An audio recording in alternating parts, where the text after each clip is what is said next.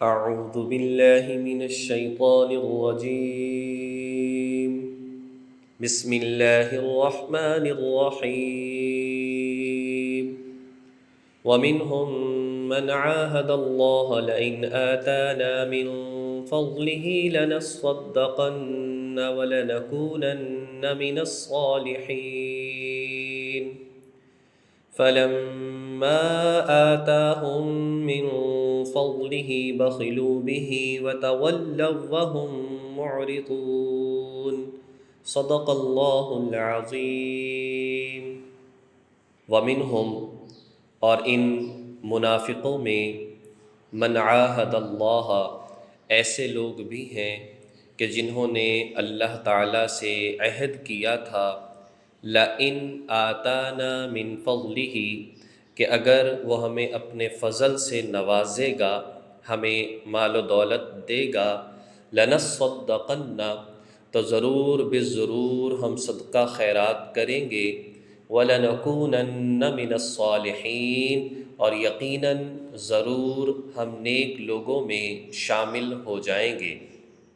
فَلَمَّا آتَاهُم مِّن فَضْلِهِ، پھر جب اللہ تعالیٰ نے انہیں اپنے فضل سے نواز دیا، بخلوا بہ، تو وہ اس میں بخل کرنے لگے، کنجوسی کرنے لگے، وتولوا وہم معرضون، اور وہ پیٹھ پھیر کر چل دیے، یعنی اس حکم کو پورا کرنے کے لیے آمادہ نہ ہوئے۔ فَأَعْقَبَهُمْ نِفَاقًا فِي قُلُوبِهِمْ إِلَى يَوْمِ يَلْقَوْنَهُ، نتیجہ یہ ہوا، فَأَعْقَبَهُمْ، ان کی سزا کے طور پر، نفاقاً، منافقت کو ڈال دیا، فی قلوبہم، ان کے دلوں میں، الی یوم یلقونہ، اس دن تک کہ جس دن یہ اللہ سے ملیں گے، یعنی قیامت کے دن تک ان کے دل میں، ان کے اس گناہ کی وجہ سے، وعدے کو توڑنے کی وجہ سے منافقت ان کے دل میں ڈال دی ہے۔ بما اخلف اللہ، کیوں ڈال دی ہے؟ وجہ آگے ذکر فرمائی، بما اخلف اللہ ما وعدوہ، اس لیے کہ انہوں نے وعدہ خلافی کی جو اللہ تعالیٰ سے وعدہ کیا تھا، انہوں نے جو اللہ تعالیٰ سے عہد کیا تھا اس عہد کی خلاف ورزی کی، وَبِمَا كَانُوا يَكْذِبُونَ، اور یہ لوگ جھوٹ بولا کرتے تھے۔ منافقین کے حوالے سے سلسلہ چل رہا ہے، اور ان کی سازشیں، اسلام کو نقصان پہنچانا، مسلمانوں کو نقصان پہنچانا، صحابہ کرام حضور پر الزام لگانا، طرح طرح کے بہانے کرنا، اس طرح کی چیزوں کا تذکرہ پچھلی آیات ہی سے چل رہا ہے۔ یہاں پر ایک خاص واقعے کی طرف اشارہ فرمایا، اس کا تعلق بھی منافقین کے ساتھ ہے۔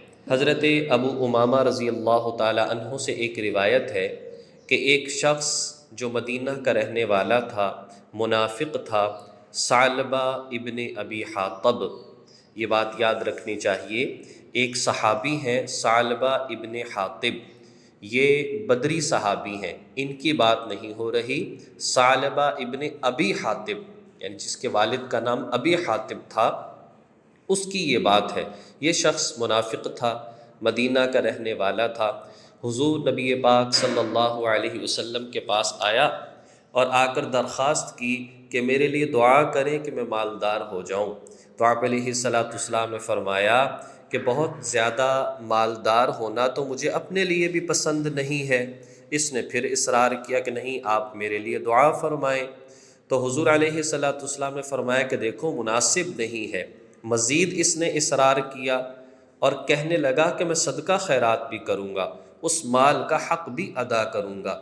تو حضور علیہ السلام نے مزید فرمایا کہ وہ تھوڑا سا مال جس کا تم شکر ادا کر سکو، اس زیادہ سے بہتر ہے جس کا تم شکر نہ ادا کر سکو۔ لہٰذا اس نے پھر یہی کہا اور کہا جی کہ نہیں، آپ میرے لیے دعا فرمائیں۔ تو حضور علیہ السلام نے دعا فرمائی تو واقعتاً یہ مالدار ہو گیا۔ یہ بات یاد رکھنی چاہیے کہ اللہ تبارک و تعالی دعاؤں کو قبول فرماتے ہیں، لیکن جو نیکوکار ہیں تو ان کی دعائیں زیادہ قبول ہوتی ہیں۔ لیکن اللہ کی حکمت ہے، اللہ جس کی چاہے دعا قبول کر لے اور جس کی چاہے دعا قبول نہ کرے۔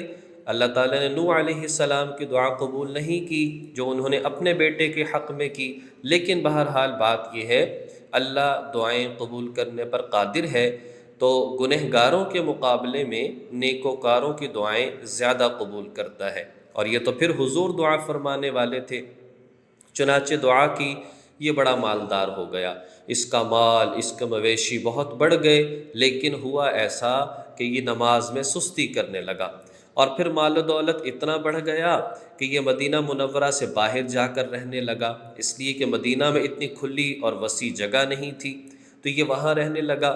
شروع میں جمعے کے جمعے آیا کرتا، اور پھر زیادہ مصروفیت کی وجہ سے جمعے کو بھی یہ حضور علیہ والسلام کی مجلس میں، مسجد میں جمعے کے لیے مدینے نہیں آ سکتا تھا۔ بہرحال وقت گزرتا گیا اور سال پورا ہو گیا۔ جب سال پورا ہوا تو حضور علیہ والسلام نے زکوٰۃ لینے کے لیے ایک صحابی کو بھیجا کہ جاؤ اس سے زکوٰۃ لے کر آؤ۔ یہ بات یاد رکھنی چاہیے کہ جو زمین کی پیداوار ہے، عشر ہے یا مویشی ہیں، ان میں سے جو زکوٰۃ دی جاتی ہے گورنمنٹ یہ زکوٰۃ وصول کر سکتی ہے، لیکن جو ہمارے پاس مال و دولت ہوتا ہے یا سامان تجارت ہوتا ہے تو گورنمنٹ کو یہ حق حاصل نہیں ہے کہ وہ اکاؤنٹ میں سے سال پورا ہونے پر زکوٰۃ کاٹ لے رمضان میں، یہ ان کے لیے اجازت نہیں ہے۔ لیکن بہرحال اگر اس طرح سے ہو جائے تو زکوٰۃ ادا ہو جاتی ہے۔ تو اس نے ٹال مٹول کرنا شروع کر دیا، کہا چلے جاؤ آج میں نے حساب نہیں کیا۔ وہ صحابی چلے گئے، اگلے دن آئے، پھر کہا جی کہ میں نے ابھی حساب نہیں کیا، آپ چلے جائیں، وہ پھر چلے گئے۔ تیسرے دن اسی طرح سے آئے اور کہا جی کہ بتاؤ تم نے زکوٰۃ دینی ہے تو دو ورنہ انکار کر دو، میں جا کر حضور سے یہی بات کر دوں گا۔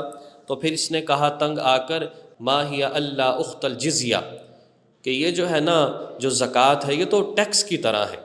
تو حضور علیہ والسلام سے آ کر صحابی نے یہی بات ذکر فرما دی، تو حضور نے بڑے افسوس سے فرمایا ویحک یا ثعلبہ، ویحک یا ثعلبہ، ویحک یا ثعلبہ، افسوس ہے تم پر ثعلبہ، بڑا افسوس ہے تم پر ثعلبہ۔ پھر اس کے بعد یہ اپنی زکوٰۃ لے کر بھی آیا، لیکن حضور علیہ والسلام نے رد فرما دی۔ پھر حضرت ابوبکر کے دور میں لے کر آیا، حضرت ابوبکر نے بھی ٹھکرا دیا اور فرمایا کہ تم سے زکوٰۃ وصول نہیں کی جائے گی۔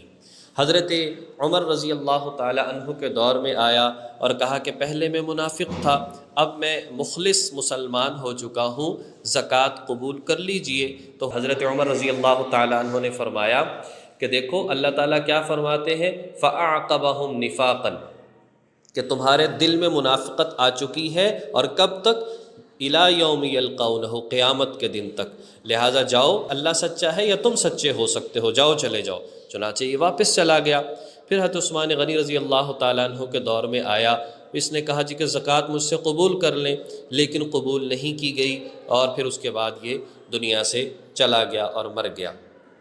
تو بہرحال بات اس کے اندر جو کی گئی ہے وہ یہ کی گئی ہے، انسان کو اللہ تبارک و تعالیٰ نے جس حالت میں رکھا ہے اس حالت میں شکر ادا کرنا چاہیے، آزمائش پر صبر کرنا چاہیے، ہاں اپنی کوشش کرنی چاہیے، مال و دولت جائز حلال طریقے سے کمانا چاہیے، لیکن ایسا نہ کرے کہ اس مال کو کمانے کے چکر میں فرائض کو چھوڑنا شروع کر دے، اس مال کو کمانے کے چکر میں یہ جو ہے اپنے فرائض کو اور لوگوں کے حقوق ادا کرنے اور ملنا جلنا ان ساری چیزوں کو چھوڑ دے، تو ایسا نہ کرے، ان ساری باتوں کا خیال کرنا چاہیے۔ تو ساری بات کا خلاصہ یہ ہے کہ اللہ تبارک و تعالیٰ نے جس حال میں انسان کو رکھا وہ خوش رہے، اللہ تعالیٰ کی نعمتوں کا شکر ادا کرے، اللہ تعالیٰ کی نعمتوں کو مال و دولت جسم اعضاء کو اللہ کے حکم کو بجا لانے میں استعمال کرے، اور نافرمانی چاہے چھوٹی ہو یا بڑی ہو حتی الامکان اس سے بچنے کی کوشش کرے،